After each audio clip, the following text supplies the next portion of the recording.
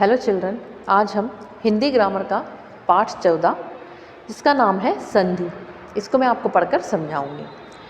संधि क्या होती है ये मैं आपको बताती हूँ। संधि दो वर्णों के समीप होने के कारण परस्पर मिल जाने से उनके प्रकार और ध्वनि में जो विकार होता है उसे संधि कहते हैं। जैसे हिम प्लस आलय equal to Himalaya.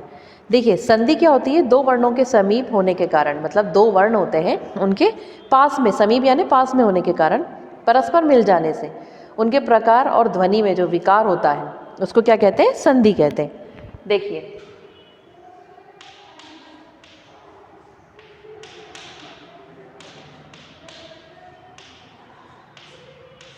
Him plus आलय, ये क्या बन गया,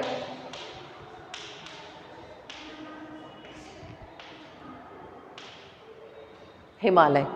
मतलब ये दो वर्ण से ज़्यादा और फिर ये इधर दो शब्दों के मेल को ही संधि कहते हैं, हिमालय।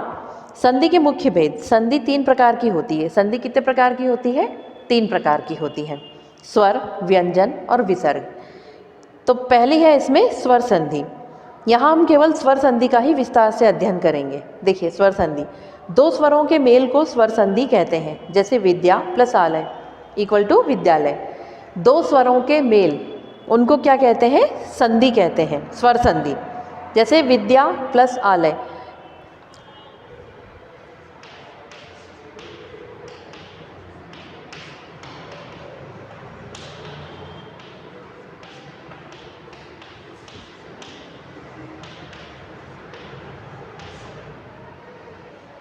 विद्या प्लस आलय इक्वल टू विद्यालय, ये दो स्वरों का मेल है तो इसको क्या कहेंगे, स्वर संधि।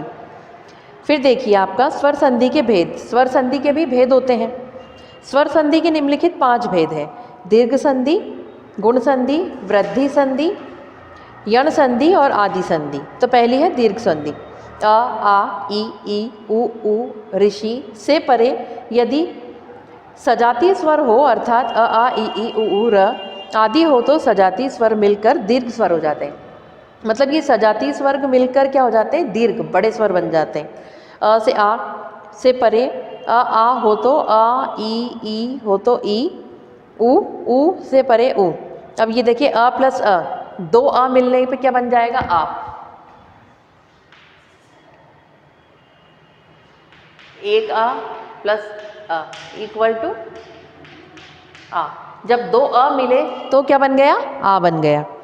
उसी तरह से जैसे योग प्लस अभ्यास, योग प्लस अभ्यास मतलब योगाभ्यास, ग में क्या बन गया, वो आ का डंडा लग गया। तो दो अ मिल गए, योग के बाद अ और एक अ पीछे है तो वो क्या हो गया, आ का डंडा बन गया, आ की मात्रा बन गई, योगाभ्यास। फिर देखिए ई, दो छोटी ई मिलकर क्या हो जाता है, बड़ी ई बन जाती है।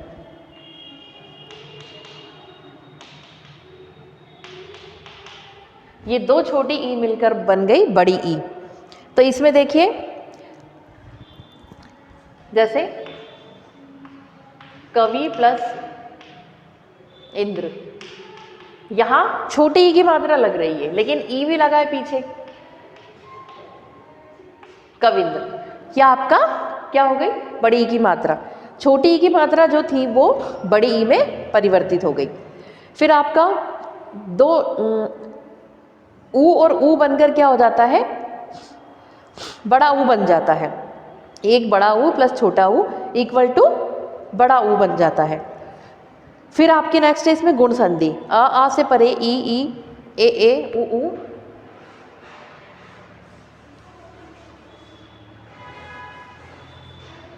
देखिए इसमें आ प्लस ई इक्वल टू ए, आ प्लस ई, आ अनार का प्लस ई इक्वल टू क्या बन गया, ए एड़ी का बन गया। तो मृग प्लस इंद्र, जैसे मृग या फिर सुर प्लस ईश,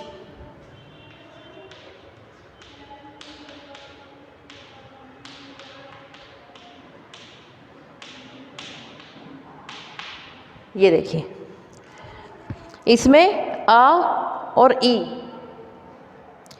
आ ई बनकर क्या बन गए, ए, और आ और बड़ी ई ये मिलकर भी बन जाता है ए एड़ी का। तो सुर प्लस ईश, ये आप ई लिखा हुआ है देखिए यहाँ, र में र में कौन सा स्वर आ रहा है पीछे, अनार का, तो अ और ई बनकर क्या बन गए, सुरेश, ए की मात्रा बन गई है आपको। आया समझ में आपको, ये होती है संधि, ये गुण संधि। फिर वृद्धि संधि, आ से परे यदि ए हो तो ए और ओ हो तो ओ हो जाता है। जैसे अ प्लस ए इक्वल टू ए, ऐनक का एक से एक एक एक। फिर ये देखिए आपका इसमें आ और ओ हो जाते हैं औ। ये देखिए आ प्लस ओ इक्वल टू औ। आ प्लस ओ, इसमें ऊपर एक मात्रा है ओ ओखली का, अब ये दोनों मिल गए तब क्या बन गया, ओ औरत का औ। तो इसमें देखिए महा औषधि, अगर हमने एक वर्ड लिया महा प्लस औषधि, तो ये क्या बन जाएगा,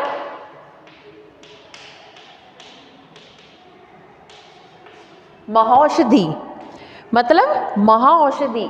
ये आपकी दो मात्रा आ गई यहाँ पे, देखिए यहाँ पर आ का डंडा भी आ गया और ऊपर दो मात्रा भी आ गई, ओ हट गया बीच में से बस, ये मात्रा, ये आपकी कौन सी हो गई, गुण संधि। अब इसमें है यण संधि, ई से परे विजातीय भिन्न स्वर होने से आ ई ऊ से परे भिन्न स्वर होने पर व तथा ऋषि से परे भिन्न स्वर हो जाता है। जैसे ई भिन्न स्वर य, इति प्लस आदि इत्यादि, फिर प्रति प्लस एक प्रत्येक। ये देखिए इसमें आधे अक्षर वाले हैं, ये मैं आपको बताती हूँ।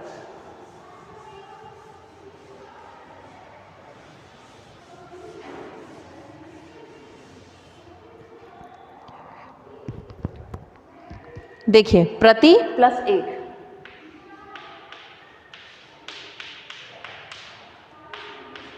प्रति प्लस एक इक्वल टू क्या बन जाएगा,